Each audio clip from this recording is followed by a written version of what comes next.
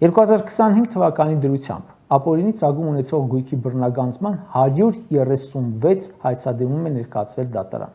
Պահանջում են բռնագանձել 270 շարժական, 1381 անշարժ գույք, 359 իրավաբանական անձանցում մասնակցություններ, 527 միլիարդ դրամ։ Սա պահանջում է նիկոլական համակարգը, իսկ ինչ են վերադարձրել 5 տարում։ Դատարանը վճիռ է կայացրել 5 անշարժ և 2 շարժական գույքի, 2 իրավաբանական անձանցում մասնակցության և շուրջ 1 միլիարդ 800 միլիոն դրամի մասով։ Սա իսկի վերջնականն էլ չէ, բողոքարկման փուլում է։ Պահանջում են 1381 անշարժ գույք, դատարանը վճիռ է կայացրել 5 անշարժ գույքի մասով։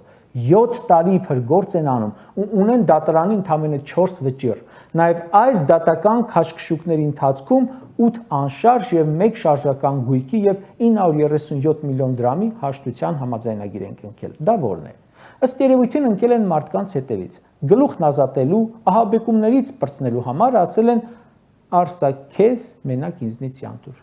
7 տարում, եթե սրանք ռեալ 8 անշարժ գույք են հետ բերել, այն էլ հաշտությամբ, նշանակում է, որ իրենց ասած 1381 անշարժ գույքը հետ բերելու համար կպահանջվի ըստ տեմպերով 1370 տարի։